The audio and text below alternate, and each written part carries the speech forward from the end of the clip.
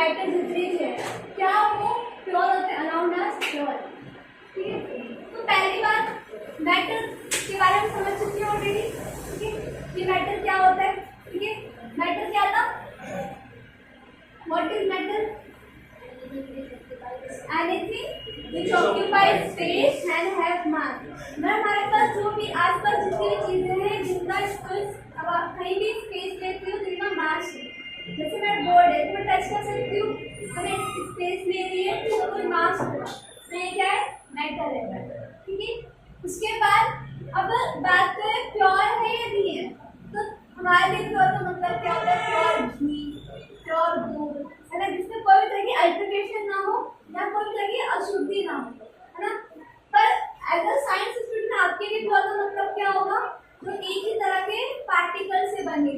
ठीक है, जो one anything is made up by one kind of particle वो क्या होंगे, प्योर सब्सटेंस होंगे। ठीक है, तो मैटर्स को मैंने दो पार्ट में डिवाइड कर दिया था, फर्दर डिवाइड कर दूंगी। पहला मेरा होगा प्योर सब्सटेंस, यानी हिंदी में से बोलेंगे हम लोग शुद्ध पदार्थ। ठीक है, प्योर सब्सटेंस। दूसरा क्या था, प्योर सब्सटेंस। Pure substance. अब देखो थोड़ा नाम से आइडिया लगाओ। ठीक है, प्योर सब्सटेंस मतलब बिल्कुल प्योर सब्सटेंस, मतलब इसकी डेफिनेशन क्या होगी, made up by one kind of particle. मैं लिख देती हूँ, made up by one kind of particles, मतलब एक ही तरह के पार्टिकल से मिलकर ही बने हुए। एग्जाम्पल के लिए चाहे मैं सिल्वर की चैन ले लूं, सिल्वर की चैन में क्या होंगे, सिर्फ सिल्वर के ही पार्टिकल्स होंगे, है ना। अब मैं पानी ले लूं, पानी में किसके पार्टिकल होंगे, H2 या भी वाटर्स के ही पार्टिकल होंगे। ठीक है, अब मैं बात करूं प्योर सब्सटेंस में, तो इसको मैं दो पार्ट में फर्दर डिवाइड कर सकती हूँ। ठीक है, पहला क्या मेरा एलिमेंट्स एंड कंपाउंड, यानी तत्व और यौगिक। ठीक है, अब इम्प्योर पे भी थोड़ा बता देती हूँ। इम्प्योर क्या होता है, impure made up by more than, यहाँ पे एक ही तरह के पार्टिकल से बनना था, ये होते हैं दो या दो से तरह के पार्टिकल से बनते, मेड अप बाय टू और more than two kind of particles. ठीक है, डेफिनेशन थोड़ा इसको आराम से समझाओगे, समझ गए क्या डेफिनेशन है। इसका मतलब है एलिमेंट्स की तत्व, ये क्या होते हैं, जैसे मान लो कि जल्दी से आए वैसे मान लो मैंने ऐसे सिल्वर की चैन पहनी, ठीक है, तो मैं जैसे उसमें मैं अगर सिल्वर की चैन है ना, तो मैं उसको जितना भी सिंपल सा फ्रेंड में तोड़ लूँ, मतलब उसको ब्रेक डाउन कर लूँ, उसमें किसके पार्टिकल मिलेंगे, मुझे सिल्वर के पार्टिकल मिलेंगे, तो वो हो गया एलिमेंट, है ना। तो एलिमेंट्स को कंपाउंड में ना छोटा सा डिफरेंट है, एलिमेंट में कंपाउंड में छोटा सा डिफरेंट है। वो क्या डिफरेंट है कि एलिमेंट को मैं सिंपलर सब्सटेंस में ब्रेक डाउन करूँ तो उसमें सिर्फ एक ही पार्टिकल मिलता है, पर अगर मैं इसको करूँ ना सिंपलर फॉर्म में डिवाइड, तो मुझे यहाँ पे दो एलिमेंट मिल सकते हैं। थोड़ा और समझना है, पहले मैं इसको लिख रही हूँ। एलिमेंट्स क्या है,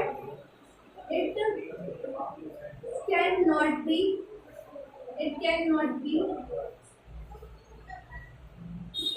separate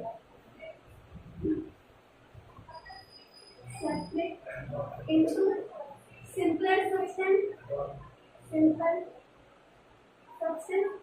कोई मेथड लगा लो, चाहे फिजिकल मेथड लगा लो, है ना, चाहे केमिकल मेथड लगा लो, किसी मेथड लगा लो, उसमें एक ही तरह के पार्टिकल, फिजिकल मेथड और केमिकल मेथड, है ना।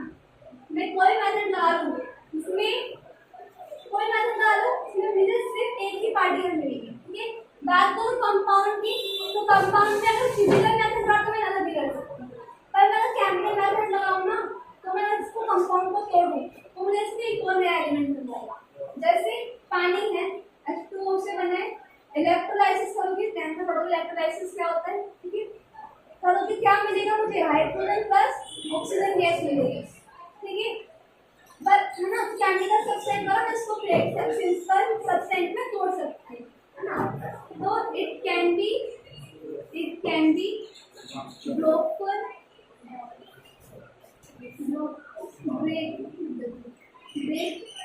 into simple substance by chemical method. Substances by chemical method. Chemical method लिख दो यहाँ पे, आप यहाँ पे चाहो तो इलेक्ट्रोलाइसिस भी लिख सकते हो, ठीक है। एलिमेंट कंपाउंड में समझ आया डिफरेंस, तत्वों और यौगिक में डिफरेंस समझ आया है ना। यहाँ पे सिर्फ सिल्वर की चैन थी, उसमें जितना भी माइक्रोस्कोप से जूम करने में सिर्फ कर लूं, मुझे उसमें सिल्वर के पार्टिकल, ऐसा नहीं कि मैंने ढूंढा और निकल गया तो गोल्ड का पार्टिकल निकल गया या कोई और पार्टिकल निकल गया, नहीं, सिल्वर के पार्टिकल निकल। इससे मैं तोड़ूंगी, फिजिकल मेथड द्वारा तो नहीं टूटेगा, पर अगर केमिकल मेथड बनाऊंगी तो टूट क्या देगा मुझे, तो दो से ज्यादा एलिमेंट मिल सकते हैं, ठीक है। अब इसकी बात करो एलिमेंट्स की, जो एलिमेंट्स के पार्टिकल्स होते हैं ना, अब उनमें सबकी प्रॉपर्टी सेम होती है, ठीक है। जिनसे बना है एलिमेंट उसमें सबकी प्रॉपर्टी क्या होगी, सेम होगी। सिल्वर में जितने एलिमेंट होंगे उसकी क्वालिटी क्या होगी, सेम होगी। एलिमेंट्स का देखो, देखिए पीरियोडिक टेबल, उसमें क्या है, वो सारे एलिमेंट्स होता है, सॉलिड में भी है, लिक्विड में भी है, गैस में भी है, वो सब क्या है, एलिमेंट्स है पीरियोडिक टेबल में। टोटल 118 अप्रोक्सीमेटली होंगे एलिमेंट पीरियोडिक टेबल में, ठीक है। बात करें कंपाउंड की, तो कंपाउंड में ना, जैसे मान लो मैंने एग्जांपल किसका लिया था, H2O का, इसी को थोड़ा सा बात करूं, जैसे हाइड्रोजन है, हाइड्रोजन क्या है, हाइड्रोजन एक कंबशन गैस है, मतलब हाइड्रोजन जलता है ना। जैसे एक एक्सपेरिमेंट होता है, पॉप साउंड क्या होता है, टाइम पे पढ़ोगे, हाइड्रोजन क्या करता है, जलता है, ब्लास्ट करता है, छोटा ब्लास्ट करता है। ऑक्सीजन की बात करूं तो ऑक्सीजन क्या करता है, आपको सपोर्ट करता है, मतलब एक तरफ हाइड्रोजन जलने वाली गैस है, ऑक्सीजन क्या है, गैस है, आपको सपोर्ट करने वाली है। पर जब ये दोनों साथ में आते हैं ना, तो अलग ही प्रॉपर्टी दिखाते हैं। पानी की प्रॉपर्टी क्या होती है, आपको बुझाना।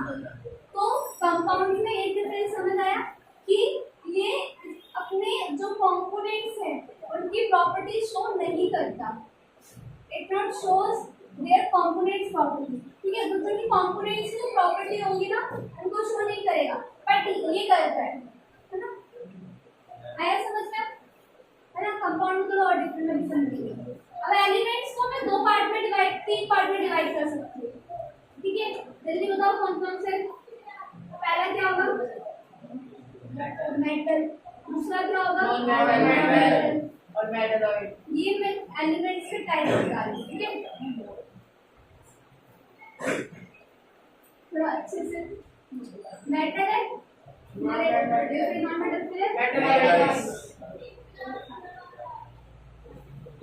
मेटलॉइड्स को कहते हैं हिंदी में उपधातु, इसको कहते हैं मेटल को कहते हैं धातु, नॉन मेटल को अधातु और मेटलॉइड्स को उपधातु, ठीक है। मेटल्स क्या होते हैं, हमारे यहाँ सब बहुत सारे मेटल्स देखो होगा ना, जैसे बोर्ड में हम लोग आयरन लगाते हैं, तो मेटल है। मेटल की कुछ प्रॉपर्टीज होती हैं, ठीक है। पहली प्रॉपर्टी क्या होती है मेटल्स के अंदर, वो क्या होते हैं, मैलिएबल होते हैं। क्या होते हैं, मैलिएबल। मैं यहाँ प्रॉपर्टी लिख देती हूँ। पहली प्रॉपर्टी है मैलिएबल। मैलिएबल का मतलब क्या होता है, मैलिएबल का मतलब जैसे मैलिएबल का मतलब एल्यूमिनियम है, एल्यूमिनियम में रोटी पैक होती है, तो है तो मेटल, पर उसको पतली सी चादर में चेंज करके मैलिएबल नाम से मैलिएबल, इसको फिर फॉइल में चेंज कर लेना, ठीक है। तो मेटल्स की ना क्वालिटी होती है कि उन्हें हम क्या कर सकते हैं, एक थिन फॉइल में चेंज कर सकते हैं, पतली चादर में पीट के बदल सकते हैं। हिंदी में से बोलेंगे आघात वर्जता, शायद ऐसे आघात वर्जता, ठीक है, यानी मैलिएबिलिटी, ठीक है। उसके बाद बात करूं मैं अगर दूसरी क्वालिटी, तो क्या होता है, डक्टाइल होते हैं। डक्टाइल होना क्या होता है, डक्टाइल होता है जैसे हमारे घरों में वायर्स यूज होते हैं ना इलेक्ट्रिसिटी के लिए, है ना, कॉपर के वायर होते हैं, तो क्या होता है, कॉपर को एक पतली से वायर में चेंज कर देते हैं, तो वो क्वालिटी है मेटल्स की। मेटल्स को एक पतली सी थिन वायर में चेंज कर सकते हैं, ठीक है। पहली क्वालिटी मैलिएबिलिटी, दूसरी क्वालिटी डक्टिलिटी, है ना, डक्टाइल होते हैं। तीसरी क्वालिटी क्या होती है, अब मैंने यहाँ पे क्या बोला कि वायर्स का यूज करते हैं मेटल में, तो तीसरी क्वालिटी क्या होती है मेटल्स के अंदर, metals are good conductor of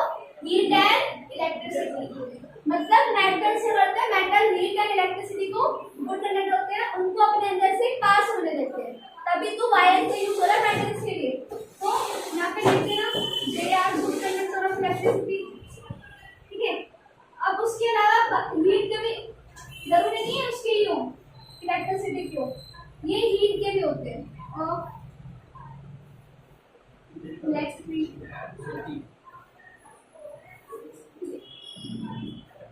ठीक है, उसके और एंड हीट दोनों के, हीट एंड इलेक्ट्रिसिटी दोनों के क्या होते हैं, गुड कंडक्टर होते हैं, ठीक है। उसकी बात करूँ चौथी प्रॉपर्टी क्या होती है, इसके अलावा ध्यान रखो क्यों थोड़ा सा ठीक है। चौथी प्रॉपर्टी होती है लस्ट्रस। लस्ट्रस का मतलब क्या होता है, अब मान लो किसी कोई जैसे तुमने देखे कुछ कुछ होते हैं जो शो करते हैं अपने पैसों का, मोटे मोटे सोने की चैन, है ना, दो भाई भी हैं उनकी वीडियो बहुत अपलोड होती है ना, तो सोने की चैन बहुत सारे चांदी की ज्वेलरी, तो वो लोग दूर से मंग जाते हैं, हाँ भाई पैसे वाले लोग सोने की चैन। तो होता क्या है, जो मेटल्स होते हैं ना उनमें शाइन होती है, वो दूर से ही समझदार दिखते हैं कि हाँ चमकीले होते हैं। कोई अगर मैं चैन पहन जाऊँ तो मैं दूर से समझी हाँ सोने की चैन पहन। तो मेटल्स क्या होते हैं, लस्टर्स होते हैं, उनमें शाइन होती है, चमक होती है, ये होते हैं, ठीक है। उसके बाद पांचवी पॉइंट है सोनेरस। सोनेरस मतलब एक सोनो जो वर्ड इसको मतलब साउंड से, सोनेरस मतलब साउंड से रिलेट करना, ठीक है। सोनेरस मतलब जैसे मैंने मेटल है, मैंने किसी मेटल को हिट किया, है ना, मान लो मैंने स्ट्रक किया किसी मेटल को, स्ट्रक करने से होता है उसमें एक साउंड आती है, जैसे घंटा होता है मंदिर का घंटा जैसे बजाते हैं तो कैसी तरह से साउंड आती है, तो मेटल्स में क्या होती है, साउंड रिंगिंग साउंड होती है, इसलिए वो क्या होता है, सोनेरस होती है। इस क्वालिटी समझ आई, ये क्वालिटी किसकी है, मेटल्स की, directivity, ductility, good conductor, heat and electricity, lustre, sonorous, ये सब क्वालिटीज किसके अंदर है, मेटल्स के अंदर, ठीक है। इसके बाद बात करूं मैं नॉन मेटल्स की, जितनी भी क्वालिटी हमने मेटल्स की पढ़ी है उनमें क्या लगा था, no no not malleable non metal, non ductile non metal, heat and electricity को अगर अपने अंदर से पास होने नहीं दे, बैड कंडक्टर है तो क्या होगा, नॉन मेटल, ठीक है। आए समझ में, यहाँ पे क्लियर है, फ्लो का टेक्स्ट है ना, इसके बाद मैं बात करूँ मेटलॉइड, तो जैसे हमने फर्स्ट चैप्टर में हमने पढ़ा था गैस के लिक्विड के बारे में, वो इंटरमीडिएट किसके बीच में थे, सॉलिड एंड गैस के इंटरमीडिएट, वैसे ही मेटलॉइड क्या होते हैं, कुछ क्वालिटी तो मेटल के लिए चलते हैं, कुछ क्वालिटी चलते हैं नॉन मेटल्स, है ना। तो यहाँ पे intermediate between metals and non metals. Metalloid के एग्जांपल क्या है, मेटल्स एग्जांपल सिल्वर गोल्ड सब है ना, नॉन मेटल्स एग्जांपल जितनी भी गैसेस है वो डाल दो, वो भी नॉन मेटल्स होती है। मेटलॉइड के एग्जांपल क्या है, सिलिकॉन, सिलिकॉन और ब्रोन, ठीक है, ब्रेनियम, ये सब किसके एग्जांपल है, मेटलॉइड्स के, ठीक है। उसके बाद मैं बात करूं, अब ये इधर की साइड कंप्लीट हो गई साइड, है ना। इसके बाद अब आते हैं इधर वाली साइड पे, अब ये वाली साइड की बात करो तो इम्प्योर सब्सटेंस क्या थे, वो दो या दो से ज्यादा पार्टिकल्स के बने, तो इसमें पहला हमारा होता है होमोजेनस मिक्सचर, होमोजेनस मिक्सचर, ठीक है। मिक्सचर तो बताइए होगा तुम्हें क्या होता है, मिश्रण जिन चीजों को मिला देते हैं, है ना। दूसरा हमारा होता है हेट्रोजीनस मिक्सचर। अब होते क्या है, ये बोलते हैं समांगी मिश्रण और निष्मांगी मिश्रण, ठीक है। होमोजेनस मिक्सचर क्या होता है, होमोजेनस मिक्सचर में क्या होता है, यूनिफॉर्म कंपोजिशन, ठीक है। पहला क्या होता है, इनकी यूनिफॉर्म कंपोजिशन होती है, यूनिफॉर्म कंपोजिशन, ठीक है। मतलब इसका मतलब क्या है, ये इक्वली डिस्ट्रीब्यूटेड होंगे, जैसे मान लो गली में तुम शराब पीते हो, है ना, तुमने एक गिलास पानी लिया और आप भी शरबत, मतलब ग्लास में पानी लिया, उसमें मिलाई चीनी मिलाई, उसमें घोला, उसको चीनी मिला दी, ठीक है, चीनी मिलाई उसमें घोला, तो उसमें क्या था, कुछ देर बाद तुम देखोगे ना तो चीनी की पार्टिकल आराम से घुल जाएगी, ठीक है। तो क्या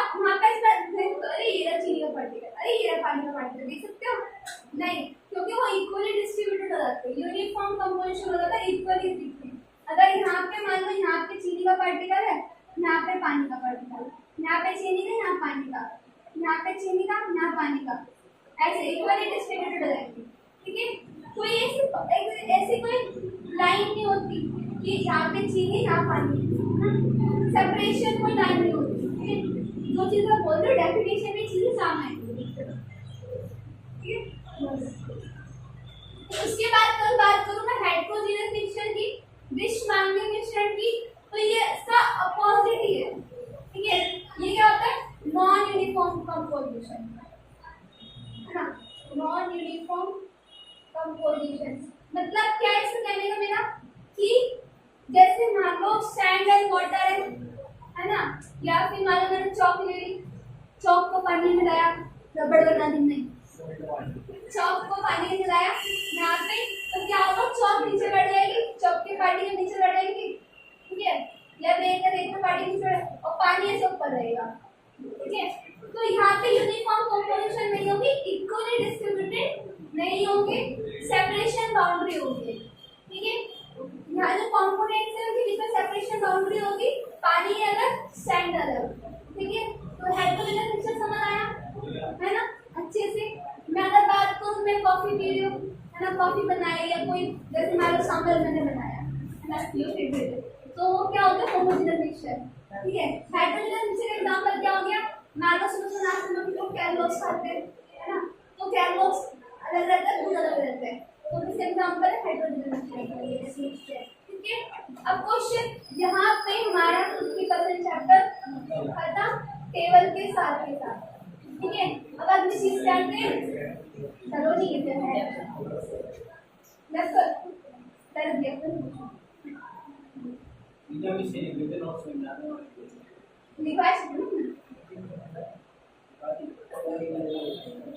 इसको गीतांजलि जिसे लिखा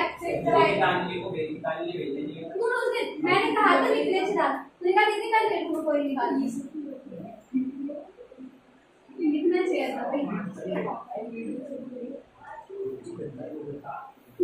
अब ये क्वेश्चन क्या आता है, क्वेश्चन आता है कंपाउंड एंड मिक्सचर में डिफरेंस। तुम्हारे बुक में ना अच्छे से दे रखा है, लास्ट पेज पे देखना, लास्ट पेज पे एनसीईआरटी के क्या मिक्सचर है, कंपाउंड, है ना, एनसीईआरटी के चैप्टर अगर खत्म हो रहा है सेकंड, वहां पे देखा mixture and compound.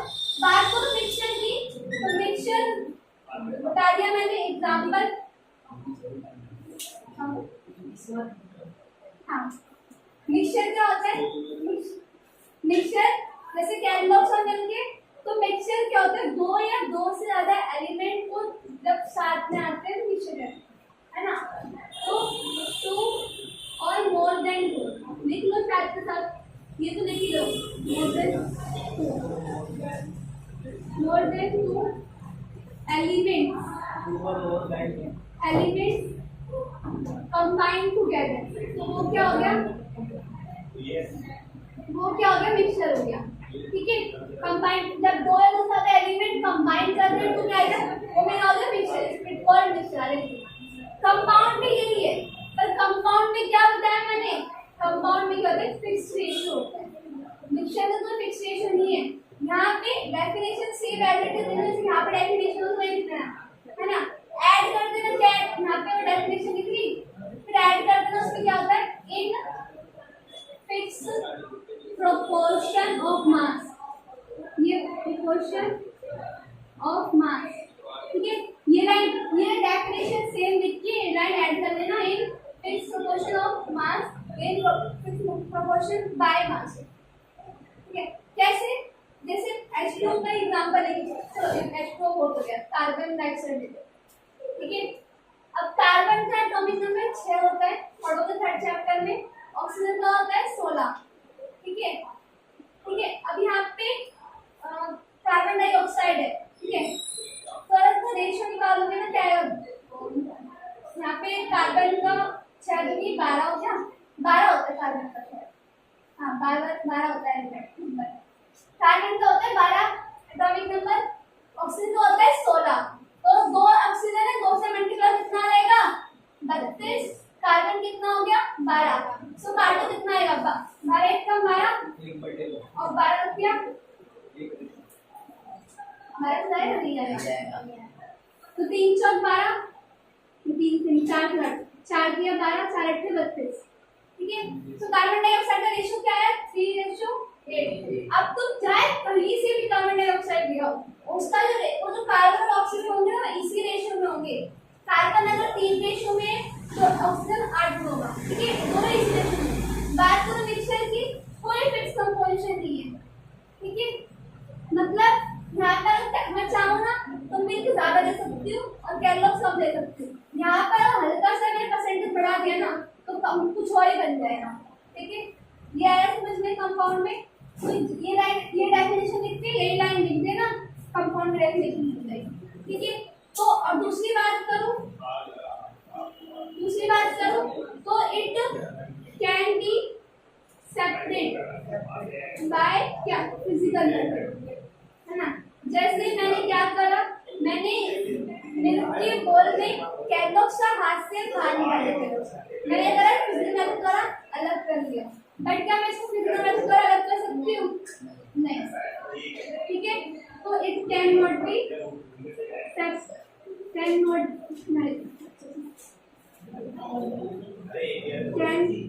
Not be separate by physical method. इसके लिए क्या चाहिए? केमिकल मेथड चाहिए, ठीक है। पानी का रेफरेंस चाहिए तो वैसे इतना समझ आया मिक्सचर कंपाउंड में डिफरेंस इतना बहुत है। बाकी मिक्सचर जो है वो अपनी कंपोनेंट्स की प्रॉपर्टी दिखाता है, कंपाउंड अपने कंपोनेंट्स की प्रॉपर्टी नहीं दिखाता, बता चुके पहले, ठीक है ना। उसके बाद बात करते हैं solution separation suspension and flowing. ये क्या होता है? इससे पहले पढ़ी Tyndall effect, but Tyndall effect को बता देते हैं। हमारी बुक में इसका डेफिनेशन मिल जाएगी तुम्हें, ठीक है। टिंडल इफेक्ट को हिंदी में टिंडल इफेक्ट ही कहते हैं, ठीक है। क्या हो गया क्वेश्चन की वाली तुम्हें? टिंडल इफेक्ट जो डेफिनेशन ऐसे बनेगी जब एक बीम ऑफ लाइट, है ना, एंटर करता है किसी रूम में या कहीं पर भी, तो जब जो एयर में जो पार्टिकल्स होते हैं वो उस बीम ऑफ लाइट को भी बीम मतलब एक बहुत सारी सी लाइट आ रही है, ठीक है, सनलाइट सन बना देंगे, ठीक है। ये सन है, चमकदार सन है, ठीक है। अब ये सन की लाइट आ रही है ना। अभी क्या यहाँ मान लो एयर में ना थोड़े से डस्ट, ये एयर है, एयर में थोड़े से डस्ट पार्टिकल है बड़े बड़े ऐसे, ठीक है। तो क्या होगा जब ये लाइट के पूरा बीम पार्टिकल से टकराएगा ना तो क्या होगा, ये इसको स्कैटर कर देगी, है ना। ये लाइट को ऐसे स्कैटर कर देगी, ऐसे फैला देगी, और ये इसी इफेक्ट में क्या करती है? टिंडल इफेक्ट, ठीक है। समझ लग रहा है? तो अभी तो दबी वाला सुना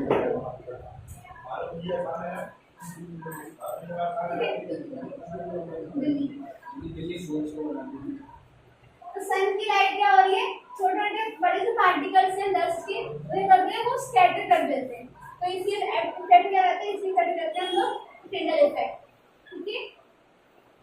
डेफिनेशन भी लिखना, beam of light scatter by tiny particles of air, जो भी एयर में जो डस्ट होती है उससे सेपरेट हो जाते हैं, है ना। जो डस्ट के पार्टिकल है वो क्या कर रहे हैं, लाइट को सेपरेट कर रहे हैं, ओ स्कैटर कर रहे हैं, सेपरेटली स्कैटर कर रहे हैं, उनको फैला रहे हैं, ठीक है। ये टिंडल इफेक्ट है। आता है क्वेश्चन, इसका टिंडल इफेक्ट एग्जांपल तो बताइए। मान लो ये रूम है ना, मान लो ये रूम है, ठीक है। ये रूम अगर मैं कुछ दिन बंद कर दूं थोड़े दिनों के लिए तो यहाँ बहुत सारे डस्ट पार्टिकल इकट्ठे हो जाएंगे, और मान लो यहाँ से कोई अंदर से होल है, लाइट आ रही है, तो डस्ट पार्टिकल क्या होंगे, वो डस्ट पार्टिकल्स लाइट जो आ रही है उसको स्कैटर कर देंगे, फैला देंगे, ठीक है। उसे कहते हैं टिंडल इफेक्ट, है ना। और घने जंगलों में होता है टिंडल इफेक्ट, जब एयर ड्रॉप्स क्या करते हैं पूरे फैला देते हैं, सर्कुलर लाइट होती है, ठीक है। अब अगला चीज क्या है बताओ, थोड़ा सा इसे डालो नंबर चैप्टर में, थोड़ा सा बचा, थोड़ा सा सस्पेंशन वर्ड पढ़ लो, तो थोड़ा सा हल्की सी डेफिनेशन है, चैप्टर खत्म, ठीक है। पहला क्या है, सॉल्यूशन, सॉल्यूशन सस्पेंशन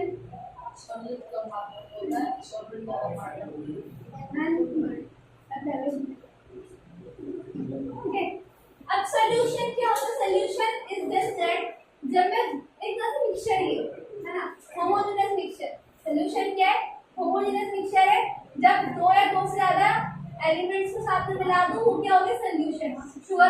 क्या है, सोल्यूशन है, ये क्या होता है, होमोजेनियस। ठीक है, इसमें सोल्यूशन में एक चीज मैं तो बताना चाहती हूँ। ठीक है, किसी भी एक टॉपिक के अलॉय फिर पढ़ेंगे आगे, ये थोड़ा सा ही सोल्यूशन सस्पेंशन क्लोराइड को समझ सकते हो। एक चीज बता दो, सोल्यूशन का एग्जांपल हो गया शुगर वाटर, डेफिनेशन नहीं क्लियर हो गई। सस्पेंशन का एग्जांपल हो गया स्टैंडर्ड वाटर, क्लोराइड का एग्जांपल हो गया जो ठंड में कोरा होता है। मैं बात करूं टाइप की, तो इनमें डिफरेंस ना, ये क्वेश्चन आता है एग्जाम में, वरुण ये क्वेश्चन आता है एग्जाम में। सॉल्यूशन क्या होते हैं, सॉल्यूशन होते हैं कैसे होते हैं, होमोजेनियस है ना, इक्वली यूनिफॉर्म डिस्ट्रीब्यूशन होता है इनका, पार्टिकल्स होते हैं बराबर बटे होते हैं। सस्पेंशन कैसा होता है, हेटेरोजेनियस। अब ये बात करो ना कोलॉइड की, ये बड़ी चला देते हैं, दिखते होमोजेनियस है, दिखता है भाई सारी चीजें इक्वल डिस्ट्रीब्यूटेड है, बट जस्ट दिखता है जैसा होता है, तो दिखते होमोजेनियस है पर होते कैसे, नेचुरली हेटेरोजेनियस होता है। ठीक है, अब कोलॉइड को कैसे और थोड़ा डिटेल बताऊं तो कोलॉइड है क्या, कोलॉइड में ना जैसे ठंड में कॉलेज में पड़ता है, जब एयर है, एयर में जब वाटर ड्रॉप्स की मात्रा ज्यादा जाती है ना, तो वो एक मिक्सचर बैटर शेप में अब पौधा हो रहा है, कोलॉइड हो रहा है, वो कोलॉइड का एग्जांपल है। कि ग्रीन क्या है, कोलॉइड है, पढ़ेंगे पहले टाइप पढ़ लिया। दूसरा क्या है, मैं बात करूं टिंडल इफेक्ट कौन दिखाता है, कौन नहीं दिखाता, तो टिंडल इफेक्ट दिखाएगा। बात करो इसकी ना सोल्यूशन की, तो टिंडल इफेक्ट नहीं दिखाता, क्यों नहीं दिखाता, रीजन क्योंकि ना जो शुगर वाटर है इसको जब मैं मिक्स करती हूँ तो उसके पार्टिकल बहुत छोटे छोटे होते हैं।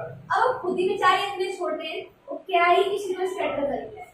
ठीक है, अगर वो तुम्हारे यहाँ पे चीटी है छोटी सी, तो खुद ही बेचारे छोटी सी है, इसमें से पार्टिकल है इसमें, ये क्या ही लाइट को फैलाएंगे, है ना।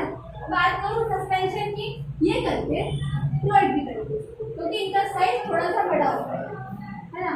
बात करूँ ये तो टिंडल इफेक्ट हो गई, फिर मैं बात करूँ साइज की, पार्टिकल्स की, तो इसका सॉल्यूशन के साइज जो होते हैं ना 1 नैनोमीटर से क्या होते हैं, छोटे होते हैं, 1 नैनोमीटर से छोटे होंगे, 1 नैनोमीटर से छोटे होंगे, है ना। उसके बाद तो सस्पेंशन की, तो सस्पेंशन के पार्टिकल 100 नैनोमीटर से बड़े होंगे, 100 नैनोमीटर से बड़े होंगे, 100 नैनोमीटर से बड़े होंगे, एरो ठीक है।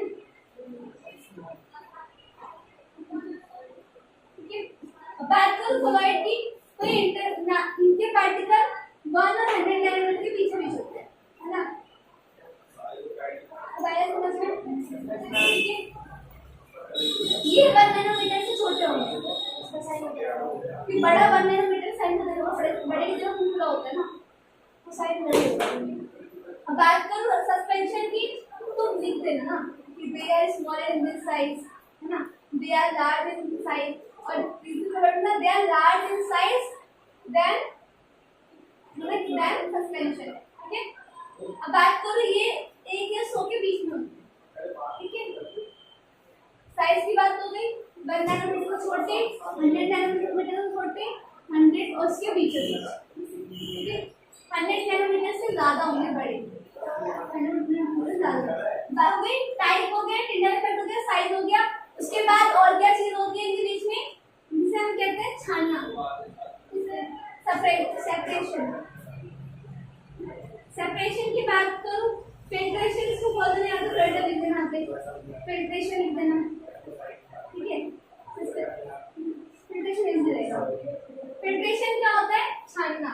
अगर मैं शुगर को पानी, शुगर वाटर मिक्सचर है, उसे मैं छानता ऐसा हो शुगर नीचे पानी ऊपर हो सकता है, नहीं रसगुल्ले है इसमें 4 दिन में छान डाली चीनी खा डाली, ऐसा हो सकता है।